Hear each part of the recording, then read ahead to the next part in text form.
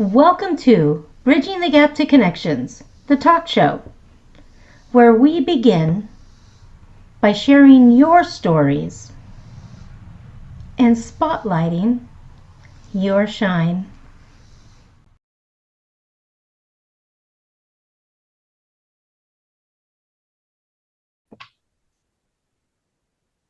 Hello, welcome back to Bridging the Gap to Connections. This is Darla Williams here, and today on the show, I want to talk to you about someone really interesting that I've met through the internet. This is Tracy Doyle that we're going to be speaking with today. Tracy is an author, an entrepreneur, and creator of the Aurora Method. Tracy Doyle is a nationally recognized entrepreneur, author, and emotional wellness advocate,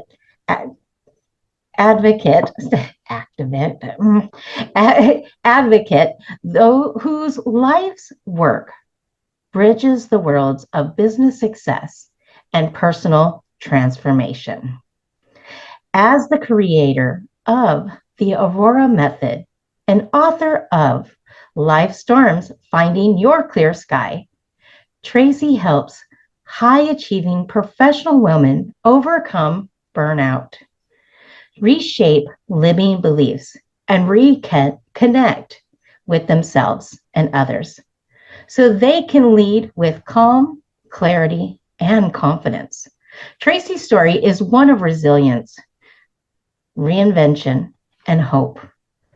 Raised in Elizabeth, New Jersey, her early years were marked by instability, responsibility, and the ripple effects of mental illness and addiction within her family. These early challenges fueled a deep empathy for human struggle and a fierce determination to build a different life. The first in her family to graduate college, Tracy earned a degree in psychology and counseling from Montclair State University, planting the seeds for what would later become her life's purpose, helping others heal.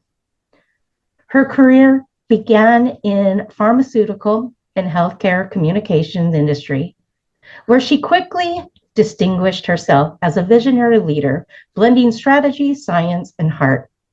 Tracy went on to found a multi-million-dollar medical communications company recognized for the innovation and impact.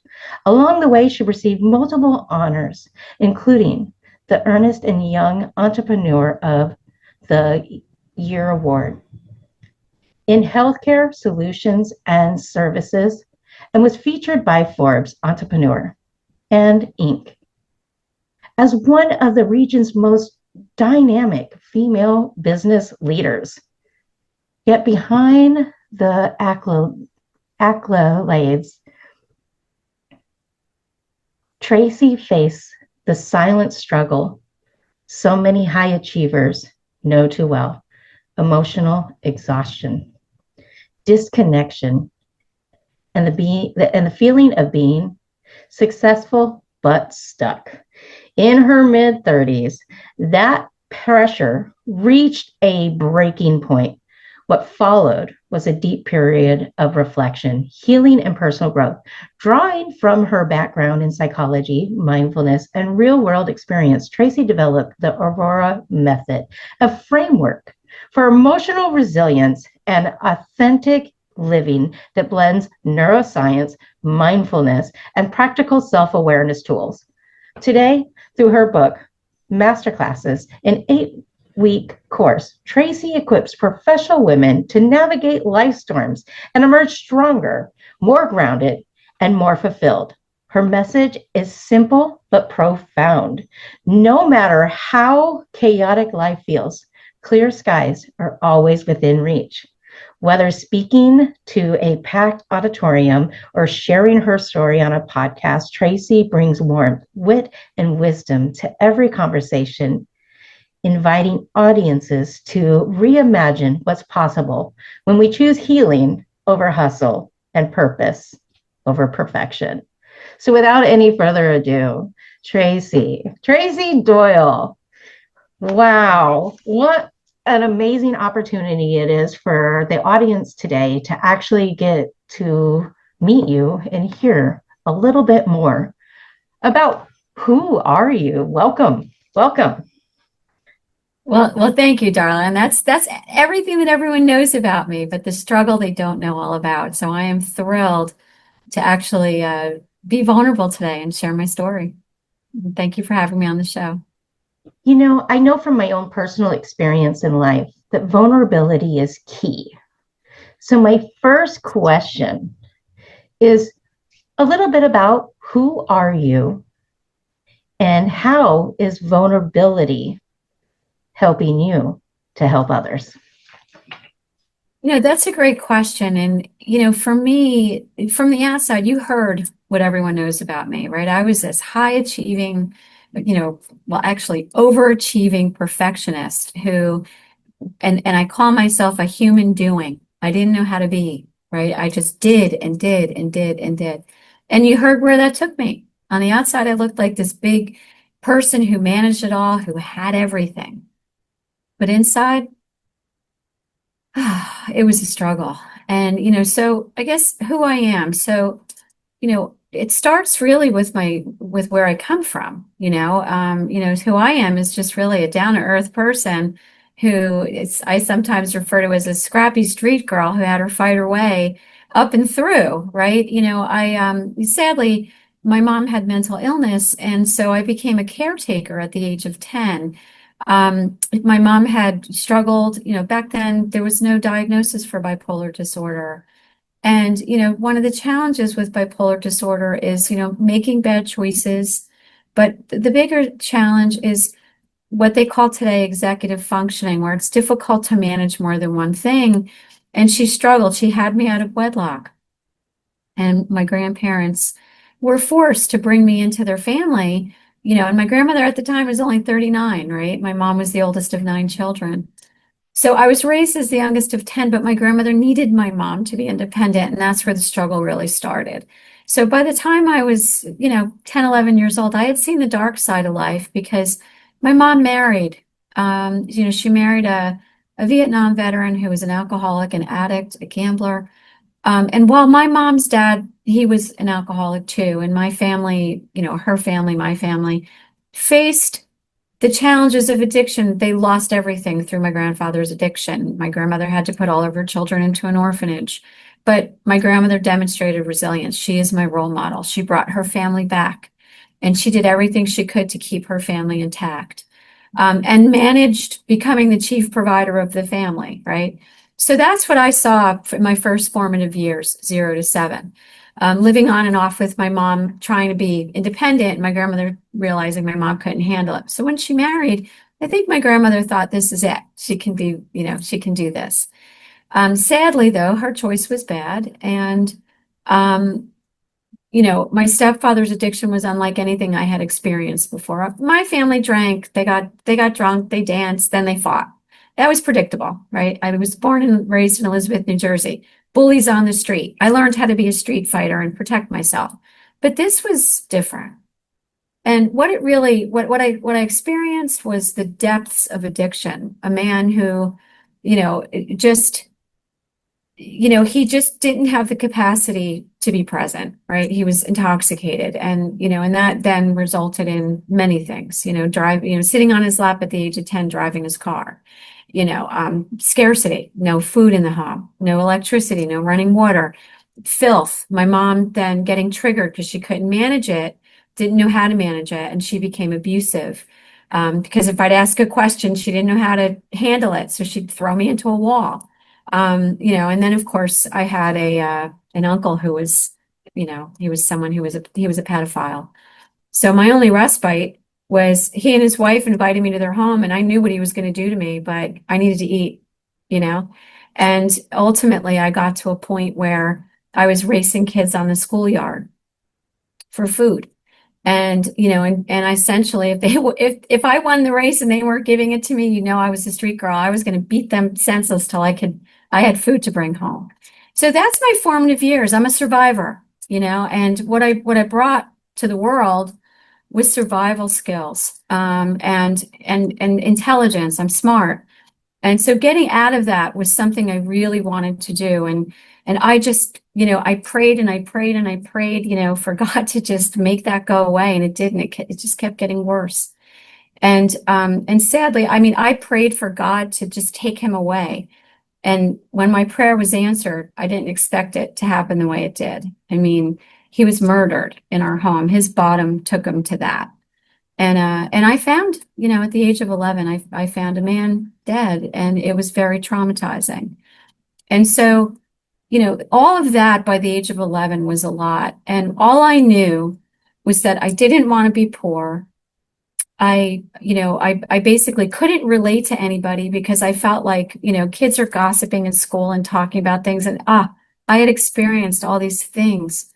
I couldn't relate to that. And, I just said to myself, I listened to my grandmother who always said, if you do well in school, you can go to college and you can get a good job. And that was really all I had as a framework to begin my life. And that's what I did. And I was the first to go to school, and I demonstrated resilience. And really what it was self-reliance. I was like, I can do this.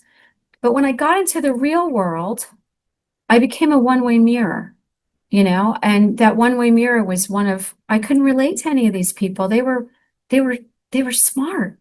They were well educated. They had experiences that I couldn't ever relate to. I grew up in poverty, they're talking about their family vacations and going to Europe, and I couldn't relate to that. So, I basically, where that took me was just one-way mirroring and just being successful and doing and doing and doing and doing until I reached a point where my responsibilities grew. I was so good at what I did.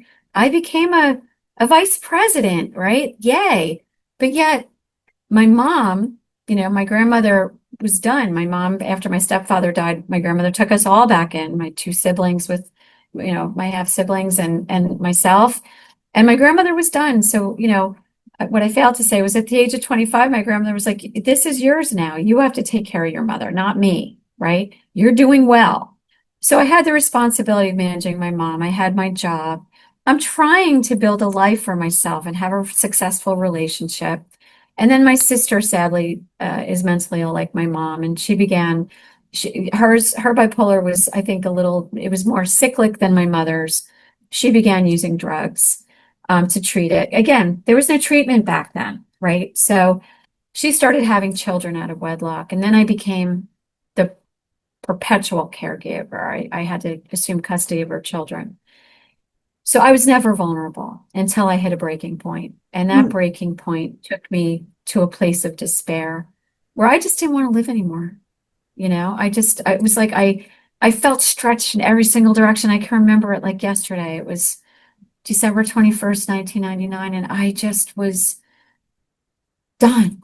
I remember it was a cold winter's day and I'm getting ready for work, and I caught a glimpse of myself in the mirror. I didn't even recognize myself.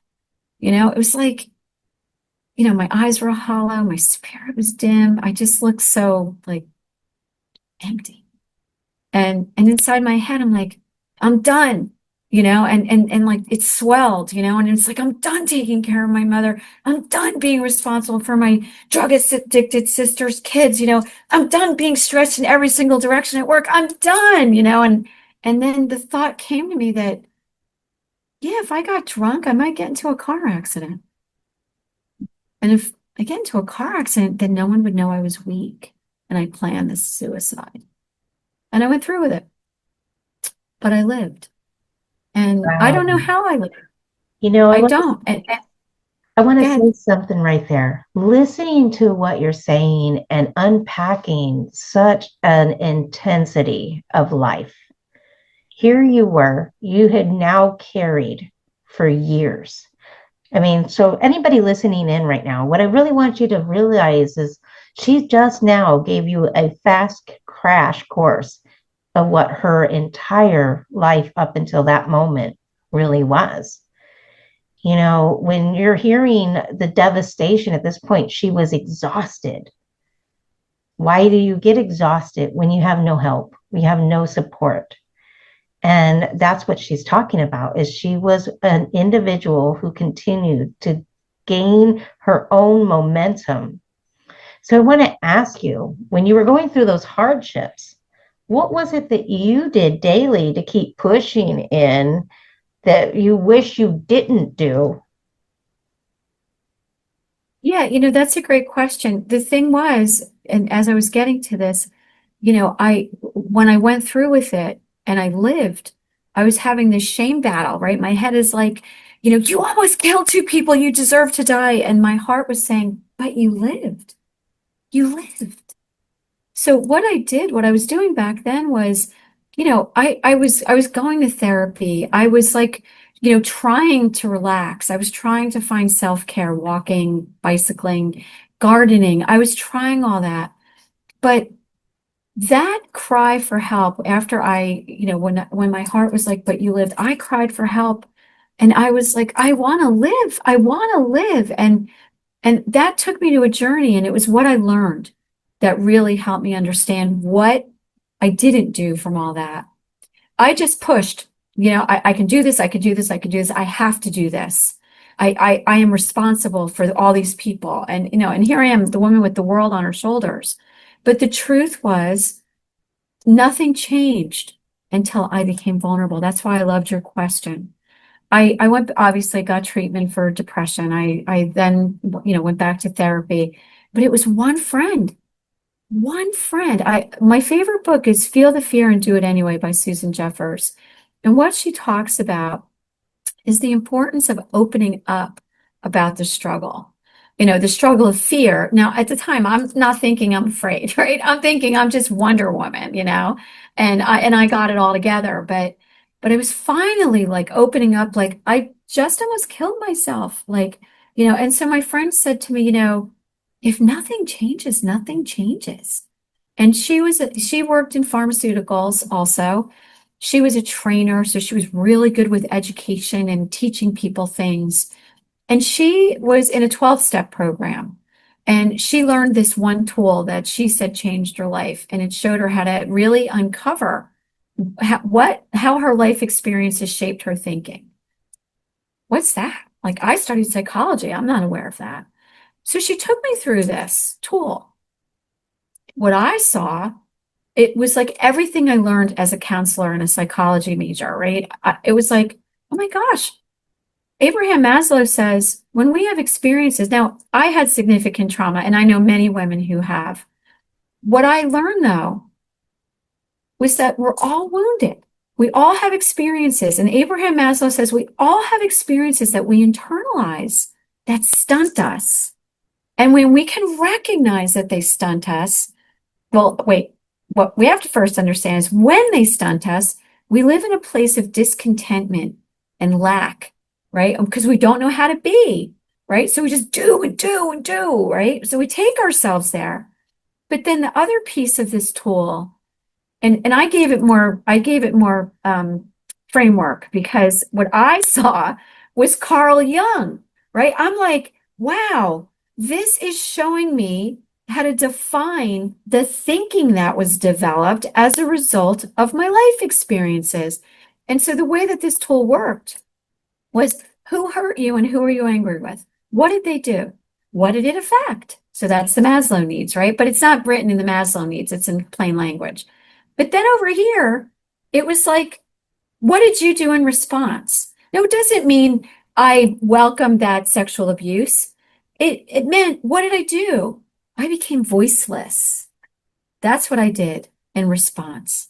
What did I do, to with my stepfather's, his addiction and having to become the caretaker? I became self-reliant. But what I got to see was what thinking was shaped next, right? Where was my thinking? It's called selfish, right, on this tool. And I'm like, how dare you call me selfish? I am selfless. But when my friend explained it to me, I then went on a deeper journey because of my background. And I started looking up like sort of definitions of like self-centered thinking. Like what are behaviors? What are thoughts? What are feelings? And I got this, I call them the issues, because if selfish means we're absorbed in self, most of us get angry with that. But when you look at the ish, right? I was absorbed with self-pity. I felt sorry for myself. I felt like I was a victim. I felt like no one would help me because of those experiences. And that's what was driving me. And self-reliance. If I don't do it, no one will. I never asked for help. And I drove myself almost to death. And so that one tool, and there's other pieces, being dishonest, being thoughtless and not thinking about other people's feelings, and then fear, what fears were there. And so it was very deep in fear, but I like Tony Robbins' work. So I was like lost, fear of losing what I have, less feeling less than, and then I got to see that, yeah, Jeffers was right. My life was when I felt like when I was refeeling a wound, which, by the way, what that tool was about was resentment. And I always thought resentment meant anger. But when my friend said, no, no, no, resentment is the root word is ressentir. It's French. It means refeel deeply. So you're refeeling an old wound that's created a belief that's driving you. What? Like that was so profound. So this tool showed me how to really, unpack that. And like I said, I had to add more to it because that's just me, because I wanted to understand it. But that gave me an amazing framework to recognize how my life experiences drove me to almost near death and perpetuated disconnection in my life because it kept me separate and I could change it. And that was my turning point, and it was amazing. I'm going to ask you a question. I want to know, how long ago was it that you made that decision that put you in that accident? I was in my mid 30s and today I'm 62. So So I was 36 years old. So it was 20 something, like 20, I guess what, 26 years ago? Well, I'm 61. I'm going to be 62. But yeah, 20. what I want to point out to this, you guys, is had that moment gone in the way that she wanted it to initially, we would have missed 26 years of amazing development of what she's learned through that experience.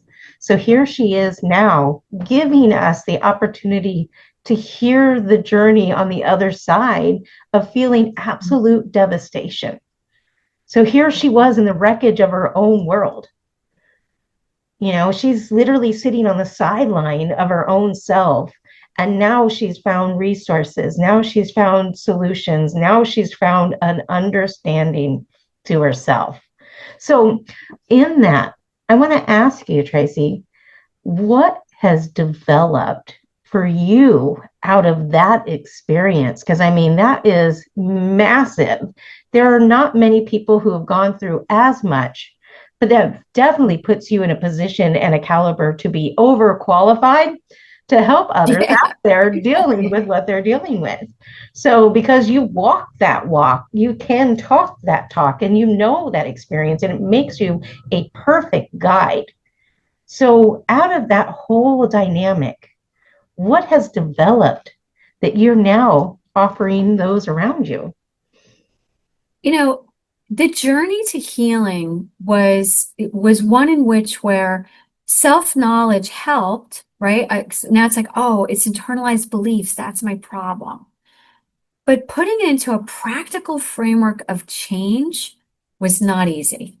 And what I learned was I had to first unpack what I call self-centered ish thinking, right? Ish and seeking, because we also seek validation outside of ourselves, unfortunately. I was a big one, biggest people pleaser I know, right? So, so I had to unpack that. So what I created was a way in which to just name it, right? So you can, once you name it, you can change it. And when you look at burnout, for example, first you have like therapists, they go deep with your trauma, which is great. They help you unearth it. So I'm not that person, right? They help you unearth it. But once it's unearthed, the practical way to change becomes daunting, right? And you feel like people are just fire hosing you with do this, right? What I learned was it's a subtle shift. So once we name it, we can change it. So then then how do you adopt and create your own personal mindfulness? Identifying what works. So for me, I need to walk to get quiet. And the next thing I had to learn was if I'm self-reliant, which means, here I am now. You heard I built a business, right? The stuff that old thinking keeps coming back, right? So here I am building a business. No, I don't need help. No, I'll do it myself, right? And then I got to that place again. I was burning out on another level. So it's like I had to learn how to say to myself, I'm removing self-reliance and I'm allowing people to help me. I'm open and receptive to help. I'm trusting. And those were my own personal affirmations. But once I understood how self-reliance kept this, I could shift. And was it scary? Yeah. So then I'd have to go, I'm removing my fear. What was I afraid of? Loss, less, or never fear. I was afraid of losing my business. I'm removing my loss fear. I'm removing my fear and I'm replacing it with trust and calm. All is well. I can trust. I am trusting. And I've learned now how to have a dialogue with the universe, who I call God. Not everyone does, and that's okay. But once I understood what everyone's been saying about mindfulness, then I was able to actually put something in place that resonated with me. And it didn't feel, and I'm Catholic, so I did pray, but it felt like Teflon, just coming off, right? So what I built then was a practical way. So the next thing that happened was I had to name it. And I call that the Life Storm Navigator. Then I had to think about what do I do next? I have to think and do the opposite. So that's where I had to create my opposites. What does it look like? If I'm being self-reliant, what's the opposite? I need to accept help. I have to be vulnerable, right? If I'm self-righteous, which I am, my way is the only way to do things, I had to be humble, right? I had to open my mind to other opinions and other ways of doing things. Then, where did I go from the Lifestorm Navigator? I had to really claim what that looks like so I could manifest it, right? I love abundance thinking and all the stuff we read about abundance and manifesting change. I still didn't know how to do that. So this tool gave me the ability to do that. Then from there, what I created was what I call the connection builder. Because what I was able to do with the exercise that I call the turnaround was to get to that tool I was just talking about, was really looking at the impact of my actions on other people, because I didn't want to keep living like two repelling magnets. I wanted connection. I wanted my spouse and I to be happy with each other. I wanted people at work to feel comfortable talking to me, because when I was in burnout, I would have outbursts and meltdowns, right? So I didn't want them to be afraid. I wanted to be approachable. So the connection builder shows me who I need to change with and how to practice the stuff on my Life Storm Navigator. And then the last part of it was, how do you have conversations with people that maybe you've hurt because of well, not but my self-centered thinking? Who did I hurt? And what I got to see was I hurt quite a few people because they didn't feel seen or heard, because I was demanding that they see and hear me. So then I learned how to have what I call acknowledgement conversations. I was privileged to go to not a lecture, an event that Oprah Winfrey was at, and I absolutely adore her. I love everything that she stands for. All the books she recommends, I've read. And I remember she came out on the stage and she said, the greatest gift you can bring to any room is acknowledgement. Wow, that's really profound. So I wanted to learn how to have what I call acknowledgement conversations. So when I looked at the people that I affected, I realized it's not about explaining why I did this. It's not about justifying it. It's not arguing my point. It's about saying, you know what? I've been really reflecting a lot on our relationship, and I realized I acted unfairly. I treated you unfairly. And what I found was there's another book called the 52 Weeks of Doing Esteemable Acts. I forget the author right now. But the premise is, if you do esteemable things, you build your own self-esteem. So the more I did acknowledgement, the more my esteem built, the more comfortable in my own skin I felt. And that's what I created. And that's what I want to teach people, because we don't have to do this alone. And it's practical and it's ours. It's a DIY, like it's personal to you. It's not someone saying you must say these affirmations. It's creating your own and connecting with yourself in that process, so that you can learn how to break through and connect with others. I hope that makes sense. Absolutely. I love how you have it broken down into different components where everyone can go along and follow and learn different parts as they're Mhm. going into, each segment of themselves. So you're literally taking them down through themselves, through the layers of Yeah, themselves until they begin to unravel the story so that they can actually see what they need to see. So you're literally going, yeah, you know what, we have this little boxed up everything, and you're like, here, let's just dump the box out. Let's see what we need to keep. What do we want to do? How do we fix this? And then exactly. it allows them to actually make the decisions. What you put together is allowing people to really begin that self-identification. This piece Hmm. is one of the primary pieces that is missing around the world right now. How many times have we, as someone who's in psychology, how many times have we as children been trained that we need to follow, listen, learn, and do as everyone tells us? And in that model, we've lost the ability to learn identification, self acknowledgement, what we actually need, and the voice to tell people how to actually begin articulating what we need.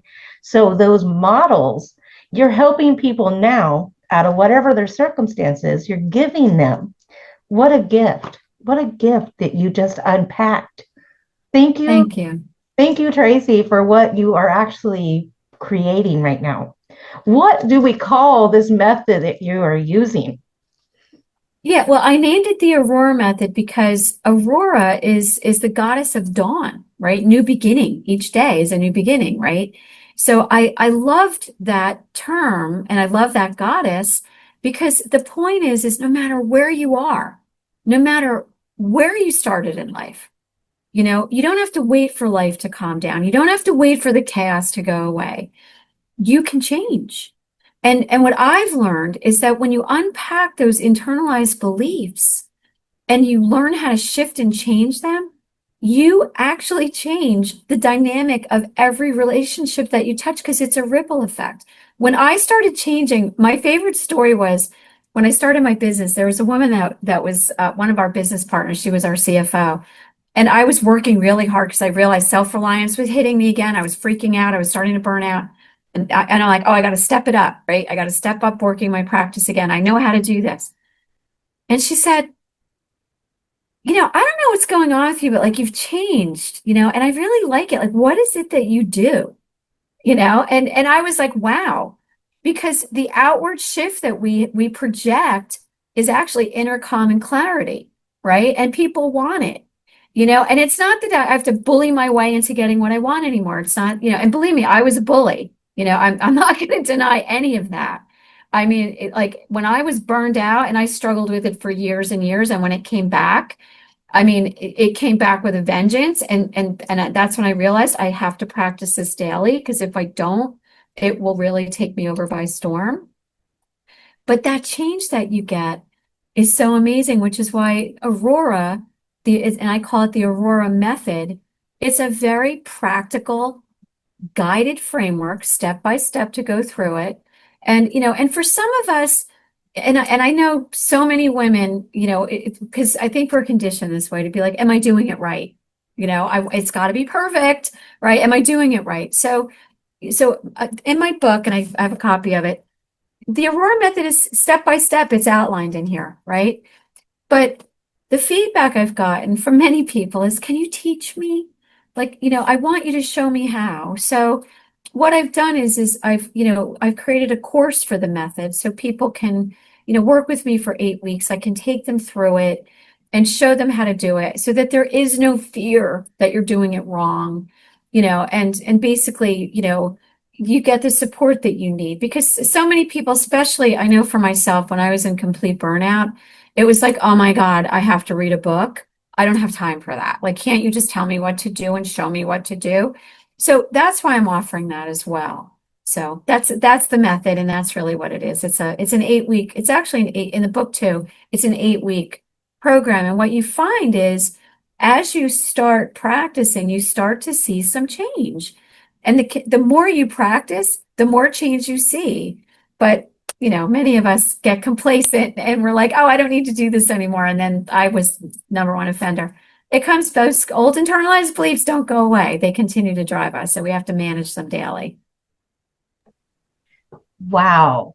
So here you are, your life experience has drove you to finding solutions for yourself. And in Mhm. turn, delivering into this earth, like that, what was the impregnation like of the book for yourself? Here you are with this whole description, this whole design. What was the journey to publishing your book really like?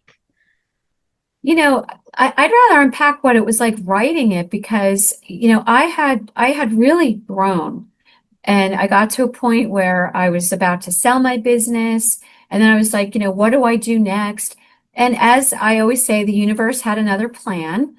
And, my at the time, my 14-year-old niece was struggling because I didn't honestly understand the depths of my sister's disability with her mental illness. And my niece had assumed the same role at the age of 11. Like I was 10, she was 11. We're pretty much the same age. But by 14, she almost failed out of school. And she reached out for help. And what do you say to a child? No. So I had a way. Do I take custody of my sister's third child now? Because now she was clean and sober and she did it herself, and her child was doing well in school. Do I do that? Or do I uproot myself, leave my spouse, leave my house, leave the family and my friends and my network and move down there and live there for 4 years, of course, commuting home monthly so I can try and keep my relationship intact. What do I do? And we talked about it and we made a decision that it was best to keep her with her mom. And I moved to South Carolina. What I found though was my sister very much like my mom, and so I started feeling triggered, like old wounds were getting triggered. And, as they were getting triggered, I was like the same feelings the anger was coming back, the feelings of being unseen and unheard were coming back. And I started having some outbursts, not as frequent, but they were happening. I looked at myself in the mirror one day and I said, oh no, girl, we are not going back. Okay. So what can you do right now? And I had had many women over the years who I've taught this framework to in a professional mentoring capacity, not as a coach, but as a mentor and a guide. And I have a couple friends that, with that work, actually, I built some really intense friendships through that. And my one friend said to me, girl, you need to write your story and teach people the Aurora method because that's going to keep you focused on helping others and it'll get you out of this misery you're feeling. And I was like, she gave me my own advice. I'm like, that's a great idea. So that's it. I decided, you know what? I'm going to turn lemons into lemonade. I had 4 years down there. I just came home, but in 2 of those years, I just sat and I wrote and I cried and I let go of some old wounds. It gave me more compassion for my sister. I was able to put her into assisted living with kindness and love. My niece got accepted to college. I lived through if you will, the calling that God, I would say God, that my God had for me. But what came out of it was this book that I still can't believe I wrote. And I'm sharing now my method with others because if they need it, I just want them to know there's a hand, right? There's just a hand that can guide them through. Sometimes in life, like I love how you use the analogy using, taking lemons to make lemonade. We definitely go through things in life sometimes. And in that experience, here we are, literally just unpacked your whole story. What brought you Mhm. through, how you ended up coming, to where you're at today, the help that you still were able to manage and maintain and give to other people in the midst of you coming through your own healing, being that giver. What a healthy way to finally change that giving component of yourself.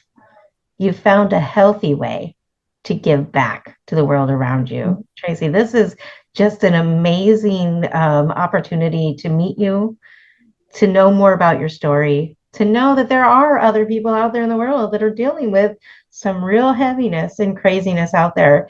You know, we're not alone, you guys out there, whoever's listening in, if you've been through the trenches, there are people like Tracy, there are people like myself who are really here, standing on the sideline, hoping to help you find the light upon your path.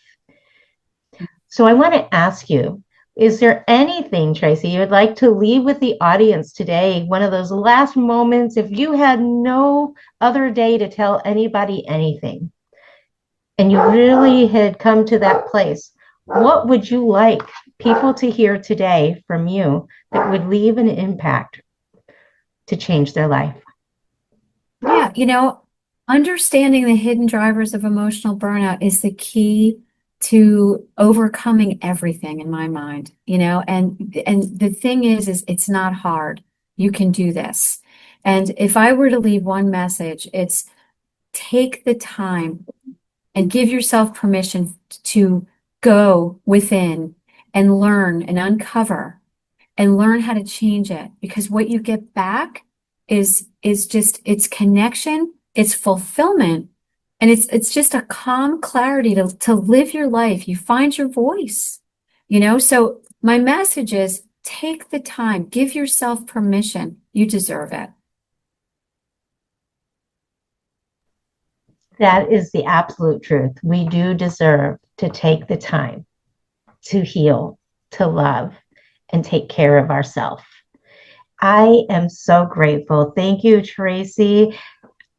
And for everyone else out there, make sure that you watch, subscribe, and share this with someone that you know can benefit from this story. Make sure that you look into the descriptions. There will be links that will actually take you straight to Tracy, not back to me, but straight to her so that you can get connected. There'll be links in there for the book. Can you go ahead and share that book again real quick, Tracy, so people can see the cover? Yeah. And then So what is it's the on, title? it's called Life Storms, Finding Your Clear Sky, and it's available on Amazon. It's in multiple formats, Kindle, hardcover, softcover, and I'm soon to release an audiobook as well. So it will be on Audible because I recognize how busy people are. And I just wanted to just say one thing. Life Storms is all about not all the trauma. It's about our daily churn that we have. And finding your clear sky is learning how to shift your perspective, because when you do, life gets better.